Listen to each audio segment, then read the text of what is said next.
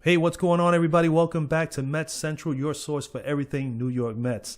This is the post-game recap show here at Mets Central. I'm going to basically look back at the ball game tonight. The Mets fall 3-2 to the Rockies in Game 1 of a 4-game series here at Citi Field. And I'm just going to look to see what can we take out of the game, what takeaways can we get out of the from this game as far as positive or negative on the game. But before I get started, like always, man, if you bleed orange and blue like myself, you're a true blue MLB fan, hey, make sure you drop a like, make sure you comment on a regular basis here. Let me know what you think were some of the highlights or something that we could take positive out of the game today as well as negative. Let's interact, let's talk, and let's discuss some Mets baseball, MLB baseball, whatever you choose. And of course, if you have not become a part of the community yet, it's a brand new channel. Hey, make sure you subscribe. It's totally free. Click that red button, subscribe to the channel, and do not forget to put on that bell icon as well, because that's going to notify you when I put up my next video. So with that being said, let's get right back to the ball game. So we're going to determine more or less what we can take positive out of the game today. So looking at the ball game today, the first thing we're going to start with is obviously David Peterson. He started tonight. His numbers weren't the greatest. He did get in a little bit of trouble again with the long ball today. Thank goodness they were solo shots. They weren't with a lot of men on base. But nonetheless, I mean, he wasn't great, but for me, in my opinion, he wasn't bad because he kind of kept us still in the game. I mean, considering that he only gave up 3 runs, but his final numbers were 89 pitches. He pitched 6 innings. He had 89 pitches, 3 runs, 5 hits, 3 base on balls, and 3 Ks. Obviously, he needs to clean up the base on balls. He did better with his strikeout ratio in his last game, but then again, he's not going to be consistently a strikeout pitcher. But I really do believe that he did as best as he could today. He could definitely be better. He definitely needs to have more control of his fastball, get ahead on his hitters. I think that's important, and then be able to utilize his off-speed pitches a little bit better. I think he's going to be fine. The beauty of it is that he only gave up 3 runs on 5 hits, and man, to think about it, I mean, he kept us pretty much in the game even for 6 innings, and we're just not getting it done with the hitting. When we look overall for the actual staff itself, right after he left, we had Barnes come in there for 2 innings. Barnes pitch, he was up in his pitch count. 26 pitches is a little high, but he did not give up a run, did not give up a hit. He did have 2 base on balls. Another thing that he has to clean up too. He's always walking a few guys here and there, so he must clean that up. But other than that, I mean, the positive thing that we take out of that is that, man, oh man, he did not give up a run or a hit.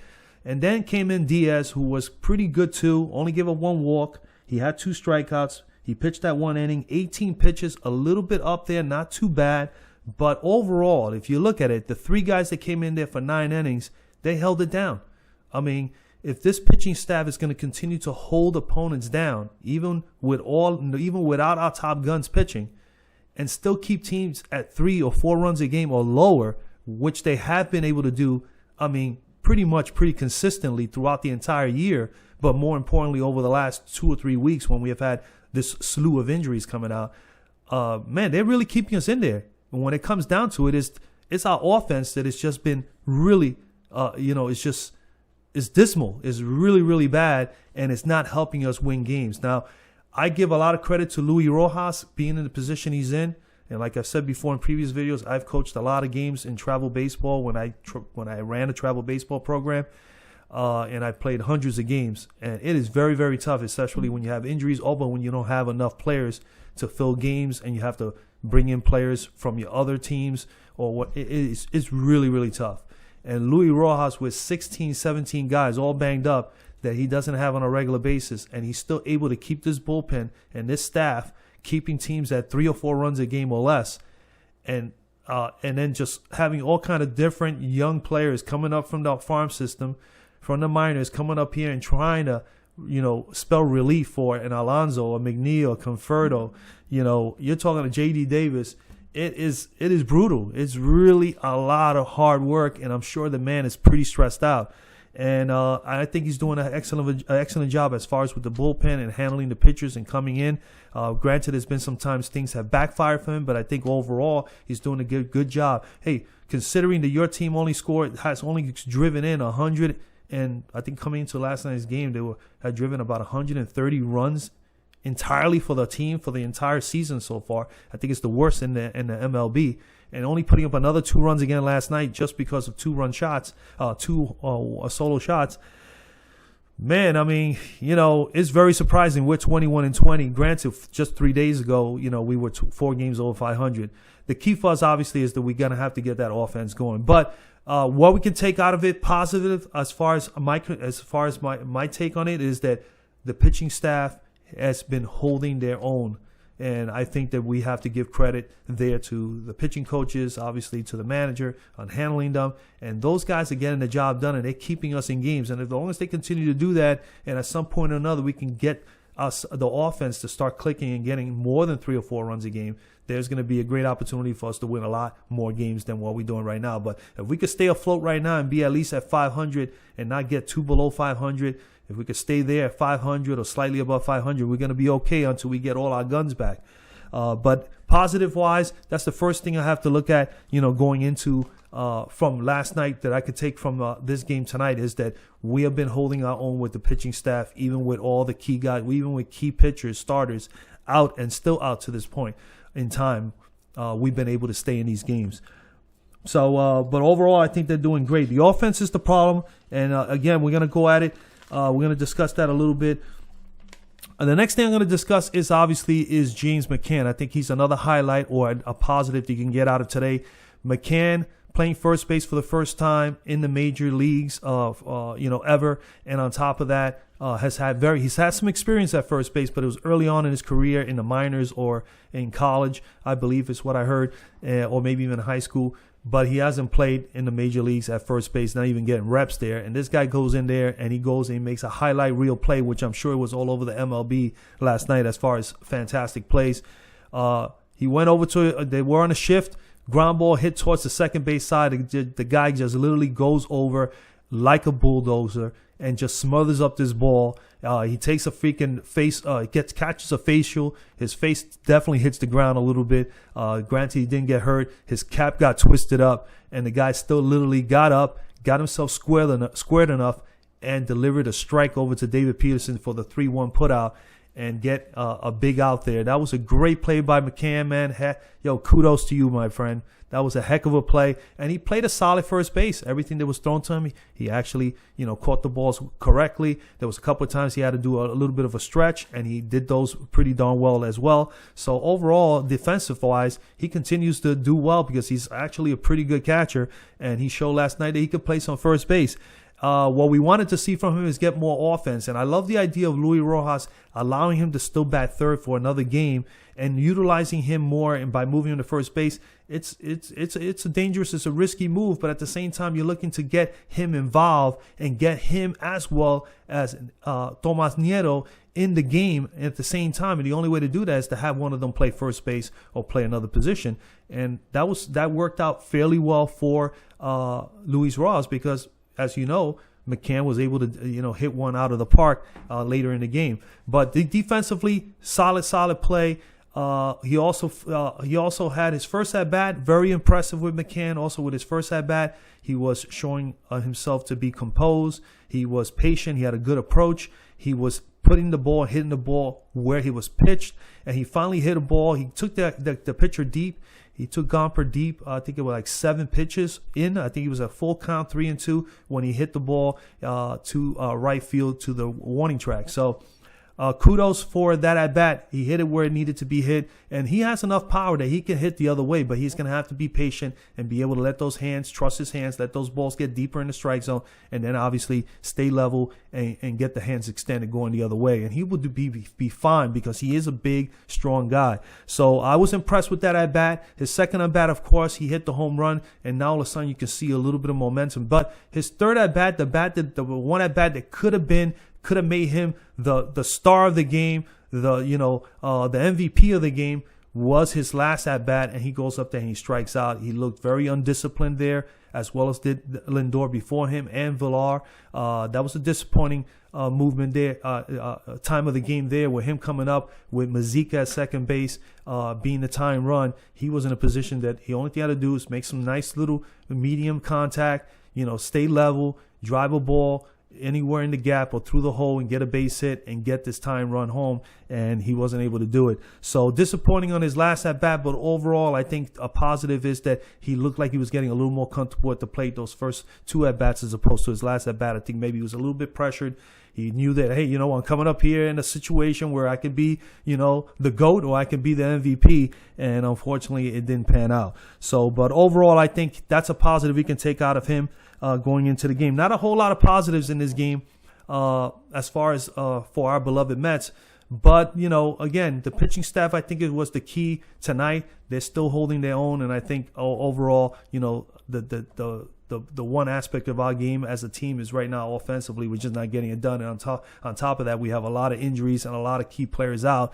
And some of the guys that are filling in are just, are not getting it done either. But this is the whole idea that in baseball and in any sport, when you have injuries, it's going to happen. It's going to be injuries, and it's all about who is going to be able to persevere, who's going to be able to stay there, grind it out, and be able to just pay their dues. And I think at some point or another, these kids are going to come together, and we're going to get a slew of games where we're going to get at least 4 or 5 runs. We need to get to that point where we get averaging 4 or 5 runs offensively a game. And then the way the pitching staff has been performing thus far, we might be able to manage staying above high water here and giving our top dogs an opportunity to get healthy and come back and be ready to take us through the course of the summer, which is really when it's the second half of the year is really when you want to really pick it up, but you don't want to fall too far behind. Other positives for today, other than McCann, obviously Brandon Drury coming up, pinch hitting in the ninth inning and hitting that pinch hit home run. That was key. That was a great move by Luis Rojas, knowing that he had Khalil Lee coming up and he had the lefty versus lefty. They left Gomper in there and he got hurt, bottom line. Good pitch over the plate. Drury got the hands extended, was able to drive the ball out of the park, made it 3-2, and now all of a sudden I was starting to get a little excited. I'm sure a bunch of you, all Mets Nation, was getting excited as well because we have a shot. When you think about it, we're like, hey, you know what? Now we got nobody out. The game is 3 and we're only down by 1 run. And we got the top of the order coming around the corner. And we know that somebody else is going to pinch hit. And lo and behold, they pinch hit again. They pinch hit for the pitcher. And Patrick Mazeika comes up to the plate. And he's doing everything that he has continued to do up to the point since he's been up here from the minor leagues is produce. Mazeika is showing what the other guys on the team should be looking at. Be poised. Be calm, be confident at the plate, look at good pitches to swing at, and swing at the better pitches. He got down in the count 1 and 2. He battled. He stood in the count. Next thing you know, the only thing you have to do is not overly swing. Stay patient. Let the ball get to the zone. All right. Make sure you cut the ball in half and extend your hands evenly. And that's all he did. He poked the ball, medium contact, but leveled. And he got himself a base hit and he was on base. This is what I need to see from Lindor. This is what I need to see from a McCann. This is what I need to see from a Dominic Smith. You don't need to hit the ball out of the ballpark every time you come to the plate. We need you to have situational hitting at this point in time. Protect the plate. Anything that is in the zone, make sure that you get your hands out in front, stay level, cut the ball in half or stay in the top half part of the ball and get yourself on base the best way you can. But these swings looking to try to, rip the ball, and try to hit it 400 feet, it's unnecessary. You're over swinging and you look terrible. And of course you get off balance, your neck gets thrown off, and all that stuff happens when you overswing. It's just like a pitcher when they overthrow. The ball is all over the place. Well, the opposite is for the hitters. You overswing, your head is all over the place. You get out of your zone and you just can't pick up the ball and get that timing down. So that's important. But Mazeika came through, man, again. So you got to give Brandon Drury and Mazeika, I think those are the key highlights of the game as far as positive that we can look at. Those guys came off the bench cold, showing to the guys that have been playing all day long, hey, you know what? I can get it done. Why you guys can't? So the game was 3-2 when Mazeika was on base and he got that hit. And the next thing you know, we find ourselves, all right, now we got the top of the order with this kid on base. Man, we got a good shot to tie this game up with VR, Lindor, and McCann coming up. And lo and behold, Esteban Estevez comes in relief. Is not their closer, and he comes in there and he closes the show. He gets a VR looking, even though he got deep in the count. What was the count? 3-2. Yeah, it was a 2-2 count when VR took call strike 3, and then Lindor came up. He flied out to left field, but he was hacking away in his first couple of swings. Those were huge swings by Lindor. That tells me, you really are overswinging. Your head is all over the place, and this is the reason why you cannot make good medium to hard contact. What he needs to do is stay back, let the ball travel, trust your hands, and play the game the way it was played when you were first learning how to play as a kid. Where you're hitting off the tee. I think that's what he needs to do. I think that what a lot of these guys need to do. They need to, definitely take some time, have somebody throw them some pitches, get some batting practice with a pitcher, and at the same time do the little basic stuffs. Work off the tees, work on your inner, outer strike zone. Work on your middle, top half strike zone. Work on all those facets of the game, just because there's nothing wrong with going back to hitting off a tee. There's nothing wrong with having soft toss with someone giving you inside pitches, soft toss, or outside pitches, or middle top half, or lower bottom half. I did it with my kids, with my program. We did it. That was a consistent thing, and it was all about making sure that we were well prepared for every scenario on the field. And we had some good ball players. And not to say that you're a professional, that should be your job. It's like, hey, you know what? After work, let me go and get some more work in and get better prepared for the next time I have to play, because situational hitting is very important, and it seems to be a lost art right now. So that's where I'm at as far as positives. Other than that, when it comes to areas of the game where I felt like, man, it was really troublesome, I did notice that I was not happy with the offense as far as the approach with the hitting. There were 9 balls hit to the right side of the field. Mostly we had right-handed hitters, and there was a lot of pulled balls all night long. We had 9 of them. Peraza had 3 at-bats. He didn't strike out. He was the one guy who didn't strike out, but all his balls were hit either to third or to short. I think 2 to short and 1 to third. Just a little too overeager, too aggressive. 1 or 2. I think one of the at-bats, the ball was a little outside, and he still pulled it toward the right side. This has got to stop. These guys got to work on these pitches. They got to be a little bit more patient. They shouldn't be really in a position where they're not constantly at least getting medium to hard contact on balls. A lot of them were saying they were all like weak, soft contact. And the kid was not blazing. He just kept guys off balance a little bit. But we did not stay back. If we would have stayed back, stay square, stay closed in the front shoulder as well as the front hip side, and trust your hands a little bit. That's the key thing, is trust your hands. Let the ball get deep enough so that you can be able to, drive the baseball. That's important. And that's one area that I just was not happy with tonight. Also, the Ks. So those are the 2 culprits. Too many balls pulled to the left side, and obviously a lot of strikeouts. We had 10 strikeouts for the game, and we had Dom Smith and Cameron Mabry both struck out twice. We had Lee, McCann, Lindor, Villar, and Nieto all had 1 strikeout. The only guys who didn't strike out were the 2 pinch hitters, Mazika and Drury, and of course, Peterson also struck out, but we don't count too much Peterson because he's a pitcher that normally doesn't get a lot of at bats. But there was, again, it was just the dreadful strikeouts. It's just got to stop. So strikeouts are important. We don't want to be striking out a whole lot. 10 strikeouts in a game among a team, and then in the middle of the order, 4, 5, 6, and 7 didn't do anything at all. Those are RBI positions there in the lineup. You definitely want those guys to be able to get some pitches and be able to drive some balls, either fly balls, line drives, base hits. That's what we're looking for from the 4, 5, 6, and even up to the 7th hitter. And then back to the 8, 9, you basically just want to try to find yourself on base again, if you can, so that you can get to the top of the order, which is supposed to be your top hitters, 1, 2, and 3. And that hasn't been the case, but unfortunately, again, we have to take into account we have a slew of guys hurt. We don't have our full, ammo out there. And as soon as we can get these guys back and healthy, I really do believe that we're capable of taking this division and making the playoffs this year. I think that we're that good. So, but, with every good team, you're going to have some moments in the season where you're going to have to just dig down deep. And right now, the Mets are going to need to do that. They're going to need to do that. Luis Rojas is going to have to stay positive, and they're going to have to keep trying to work the magic and try to keep games close and find ways to scrap. I would like to see them do a little bit more hitting and running, a little bit more, trying to steal bases with the guys that are pretty good base runners in good situational positions. Most importantly, not just steal for the heck of it. You got to be at the right pitch count and so on and so forth. But man, that is pretty much where we at right now. So again, the Mets fall 3-2 tonight. We do have our top dog tomorrow. Jacob deGrom, he is back after 17 days, so he missed about 3 starts. I think he is ready to go, and this is a better time than any. We're in a 3-game losing streak. We really need to get back on track as far as winning. So if he comes out and he does what he's capable of doing, which he did in the last time he went out to play the Rockies was earlier this year.